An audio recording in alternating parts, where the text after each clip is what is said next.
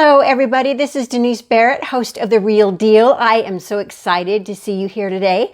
We are talking about the process of buying land today. We all have in our head what it takes to buy a piece of residential property, right? A house. We've done that before, but we haven't all purchased land. So let's talk about what that looks like.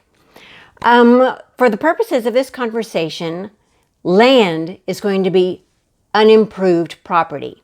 By unimproved, I mean it's dirt.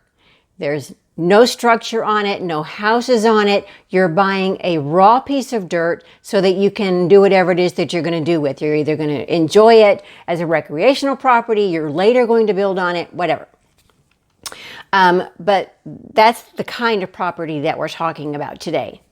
You're going to find that the contract for unimproved property is actually very similar to a residential contract.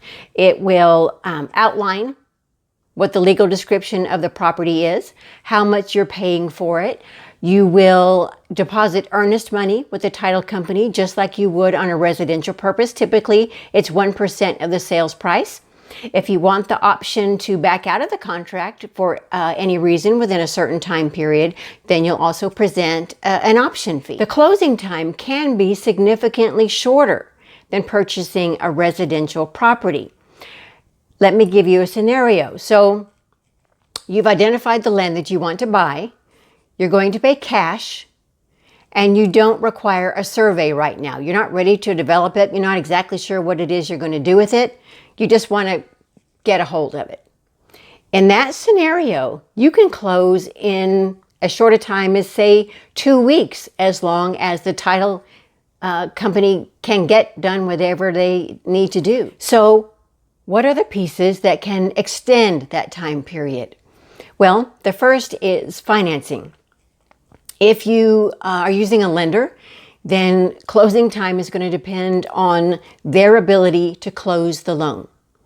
So you have that factor. The second factor is any issues that the title company may come across as they are doing their title work. I have seen instances where land was passed down from family member to family member, and the ownership has gotten a little bit muddled. And sometimes that has to be cleared up, which can take a little bit of time. Oftentimes, families sell land because the grandparent has passed away. And so there may be some probate that has to be resolved in order to get clear title to finish that up. So those are the two things that title has to deal with. The only other thing that will extend that time and expend possibly the money associated with closing on the property is a survey, if you need one. If you are financing the property, you're going to need a survey. On land purchases, the surveys can be fairly expensive. You will expect $1,000+ depending on the size of the parcel that you're buying and the characteristics of that parcel.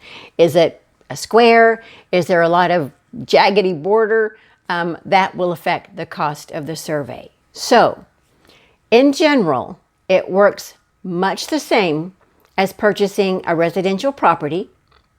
You will just want to determine whether or not you're going to need a survey and negotiate those terms in the contract, and be on the lookout and don't be overly alarmed if title comes across some issues that they have to resolve. That's what they're good at. That's what they do. And they want to make sure that you have full ownership of the property that you're purchasing. So there you go. See, it's not as mysterious as you thought.